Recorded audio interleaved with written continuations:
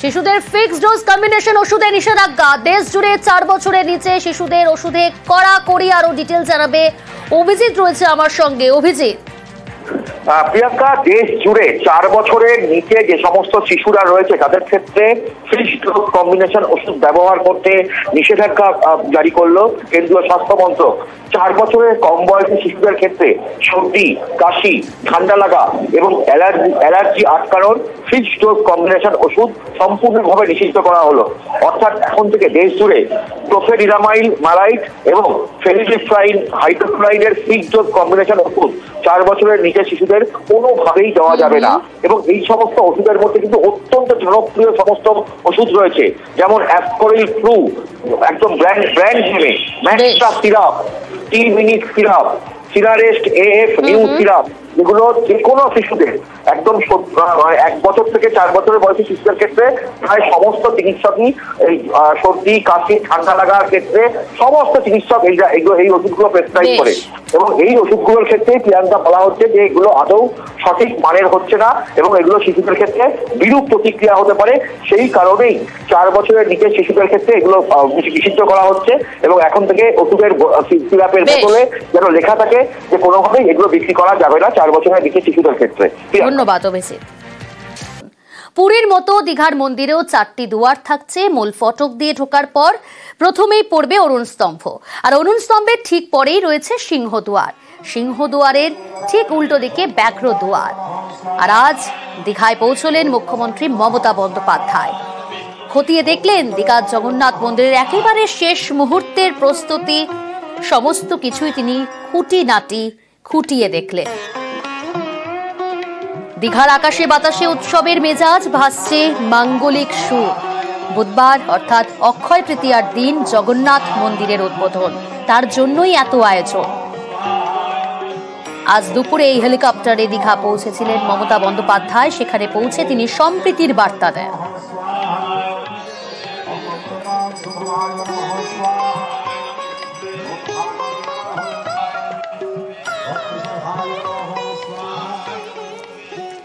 আর আমি মনে করি যে দীঘা সৈকত সরণিতে যে জগন্নাথ ধাম তৈরি হয়েছে, এটা হাজার হাজার বছর ধরে বাংলার স্থাপত্য, বাংলার যে নতুন প্রজন্মের সবার জন্য নতুন একটা কৃষ্টি, একটা সংস্কৃতি, একটা সংস্কৃতি, একটা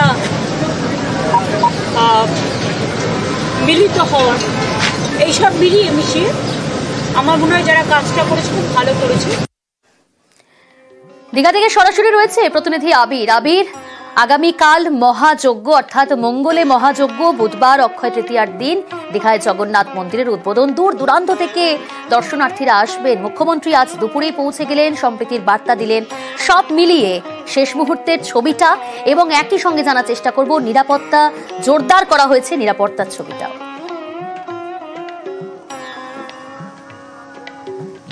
প্রথমত হচ্ছে সাধারণত আমাদের রাজ্যে দুর্গাপুজোর সময় যে ধরনের উৎসবের আবহ তৈরি হয়, যেটা আমরা দেখতে অভ্যস্ত, অনেকটা সেই ধাঁচেই সৈকত নগরী দীঘাতে সেই ধরনের উৎসবের আবহ লক্ষ্য করতে পারা যাচ্ছে এই জগন্নাথ মন্দিরের উদ্বোধন পর্বকে ঘিরে। আজকে তুমি কিছুক্ষণ আগেই বলছিলে যে মমতা বন্দ্যোপাধ্যায় এসে পৌঁছেছেন। আসার পর তিনি মন্দিরের ভেতরের যেখানে যজ্ঞের অনুষ্ঠান চলছে সেখানে তিনি যান। ইসকন এবং পুরীর জগন্নাথ মন্দির থেকে আসা যে সমস্ত প্রতিনিধিরা রয়েছেন সেই প্রতিনিধি দলের সদস্যদের সাথে তিনি দীর্ঘ সময় কথাও বলেন এবং তিনি আজকে জানিয়েছেন যে আগামীকাল এবং অক্ষয় তৃতীয়ার দিন যে সময়গুলিতে অনুষ্ঠানটি হবে, মূল পুজোর যে অনুষ্ঠান হবে সেই সংক্রান্ত বিষয়ের ঘোষণা তিনি এদিনকে করেছেন। প্রথমত হচ্ছে যে লৌকিক আচার উপাচার, যে বিগ্রহ রয়েছে তাকে প্রাণ প্রতিষ্ঠা করা এবং অবশ্যই এর যে স্থাপত্য, সেই স্থাপত্যকে ঘিরে মানুষের যে আগ্রহের যে বিষয় তা তো অবশ্যই থাকছে। কিন্তু সব থেকে বড় হচ্ছে যে দীঘাকে তো গত কয়েক বছর ধরে বিভিন্ন সময় ট্যুরিজমের সেন্টার হিসেবে রাজ্য সরকারের তরফ থেকে গড়ে তোলা হয়েছে, তার একাধিক উন্নতির কাজও করা হয়েছে। যেটা আজকে আলোচনার ক্ষেত্রে বারবার ধরে উঠে এসছে সেটা হচ্ছে এই জগন্নাথ মন্দিরকে ঘিরে দীঘার পর্যটন এবং সেই পর্যটনকে ঘিরে যে স্থানীয় যে অর্থনীতি বা এই গোটা এলাকার যে অর্থনীতির যে চেহারা তার একটা আমূল বদল হতে চলেছে, সেই প্রসঙ্গের কথা উঠে এসেছে। স্বাভাবিকভাবেই প্রচুর মানুষ আমন্ত্রিত, বিশেষ মানুষের আমন্ত্রিত। এছাড়া যে সমস্ত পর্যটকরা এই মুহূর্তে রয়েছেন তার বাইরে বাদ দিয়েও আজকে থেকে বহু পর্যটক ইতিমধ্যে উপস্থিত হতে শুরু করেছেন। যদি কোনোভাবে মন্দিরের যে অনুষ্ঠানটি হবে আগামীকাল এবং পরশু যদি ভেতরে প্রবেশ করতে পারা যায়, ফলে তাদের জন্য অবশ্যই আঁটোসাঁটো নিরাপত্তা চেহারা রয়েছে। এখনই আমি একটুখানি কতটা সম্ভব আমি জানি না, আরো একবার দর্শকদেরকে ঘুরিয়ে দেখাবো যে চৈতন্য দ্বার সেটি ইতিমধ্যেই তৈরি হয়ে গিয়েছে এবং গত কয়েক ঘন্টা ধরে অত্যন্ত ব্যস্ততার সাথে সেই কাজ চলছিল এবং একটু আগেই যে চন্দননগরের যে বিশেষ আলোতে এই গোটা রাস্তা মন্দির প্রাঙ্গণ সমস্ত সাজিয়ে তোলা হয়েছে, তাও ইতিমধ্যে সৈকত নগরীতে দেখতে পাওয়া যাচ্ছে। পুলিশের বিভিন্ন আধিকারিকরা তো রয়েছেন। আজকে কিছুক্ষণ আগেও মমতা বন্দ্যোপাধ্যায় যখন আসেন, তারপর ডিজি, সিএস সহ বিভিন্ন আধিকারিকরা বৈঠকও করেন। ফলে সব মিলিয়ে একেবারে একটা আনন্দের যে ছবি তা এই মুহূর্তে দীঘা সৈকত নগরীতে, এবং মানুষের যে উৎসাহ বিশেষত পর্যটকদের সেটা এই মন্দিরকে ঘিরে, সেটাও লক্ষ্য করতে পারা যাচ্ছে দীঘা থেকে। দীঘার আকাশে বাতাসে উৎসবের মেজাজ। অনেক ধন্যবাদ আবির।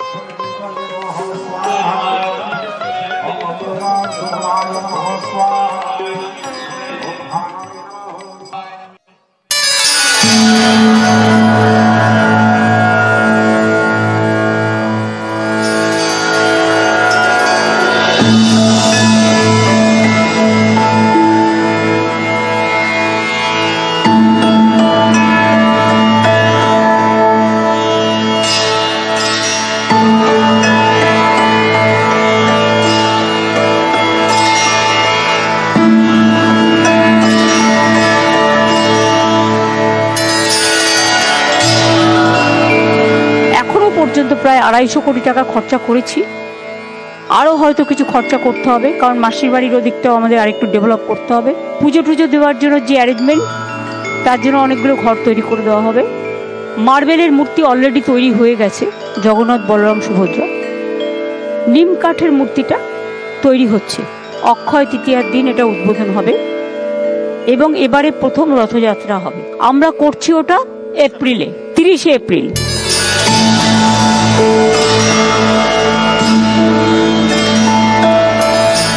বঙ্গোপসাগরের পাশে আরো একটা জগন্নাথ মন্দির, পুরীর পরে এবার দীঘায়। দেখতে পুরীর মন্দিরের মতোই, তবে আকারে আরো বড়। প্রায় 10 একর জায়গা জুড়ে পুরীর জগন্নাথ মন্দির, আর দীঘায় নতুন মন্দির তৈরি হয়েছে 20 একর জায়গায়। মন্দিরের 3টি প্রবেশদ্বার, সিংহদুয়ার, হস্তিদুয়ার, ব্যাঘ্রদুয়ার। প্রতিটি দুয়ারের মাথায় 200 কেজি ওজনের একটি করে অষ্টধাতুর চক্র।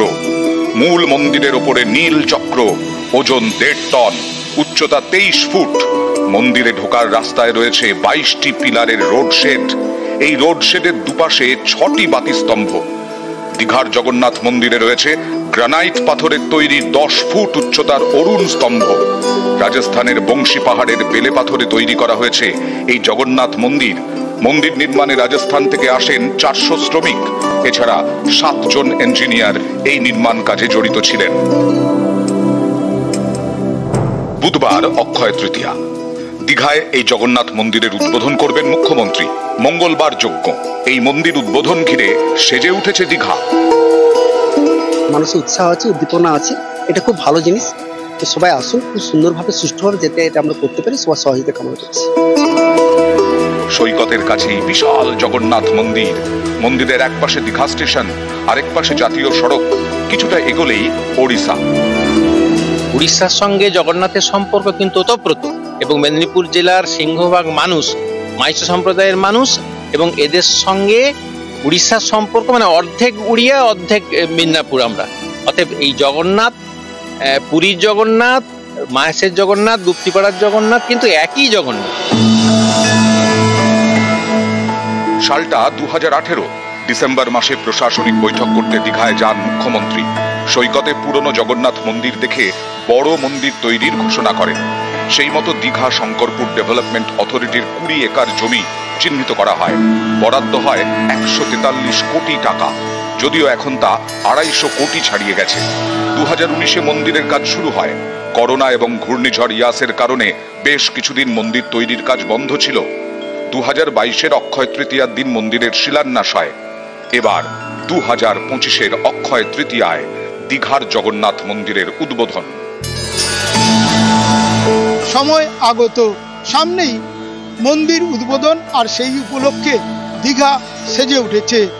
ক্যামেরায় সন্দীপ গুড়িয়ার সঙ্গে সুমিত ভৌমিক, নিউজ 18 বাংলা।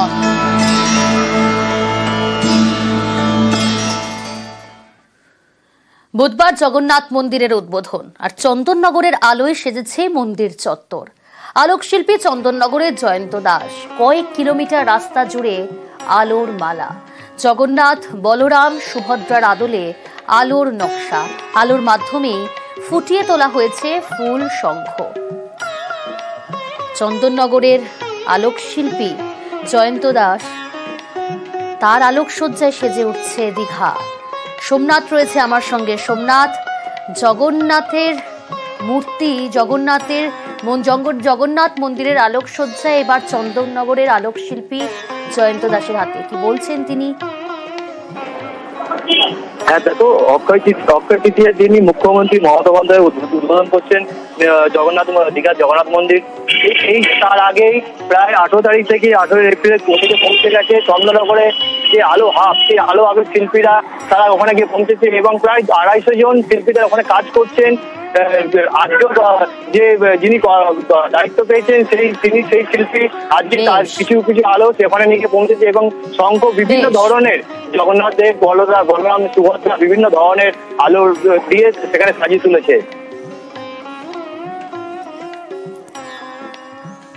দীঘা গেট থেকে শুরু করে জগন্নাথ মন্দির ক্রস করে জাহাজবাড়ি পর্যন্ত আমাদের রাস্তা আলোকসজ্জা দিয়ে সজ্জিত করা হচ্ছে। 8টি বোথ সাইড গেট, যেগুলো 36 থেকে 40 ফুট চওড়া। এই প্রতিটা গেটই জগন্নাথ মন্দিরের আদলে তৈরি করা হয়েছে। জগন্নাথ মন্দিরের যে সিংহদ্বার আছে, সিংহদ্বারের কিছু ডিজাইন তুলেও আমরা গেটের পিলার বানিয়েছি।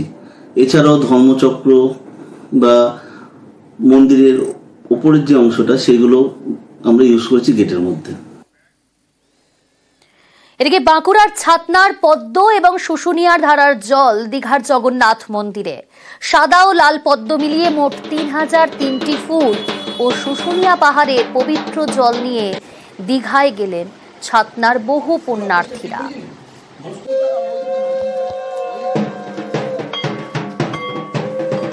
3003টি পদ্ম ফুল এবং শুশুনিয়ার যে ধারা পবিত্র জল, সেই জল নিয়ে যাচ্ছি প্রাণ প্রতিষ্ঠাতে। আমাদের সকলকার মঙ্গল হয়, সেই মঙ্গল কামনাতে যাতে অংশগ্রহণ করতে পারি এবং শুশুনিয়ার পবিত্র ধারার জল এবং 3003টি পদ্ম ফুল দিয়ে জগন্নাথ দেবের যে পূজা হবে, সেই পূজার অংশগ্রহণ করার জন্য আমি ছাদনাথ থেকে নিয়ে যাচ্ছি। এই ফুল পুজো হবে কেন? এই ফুল তো নারায়ণের ফুল, এই ফুল কাজে লাগবে। আমরা শঙ্খ বাজাবো, উলুধ্বনি দিব, জলের পাড়া দিব। এখন তো আর চানের জন্য না, এখন তো ওই বাবা জগন্নাথের টানে সবাই চলে যাবে না।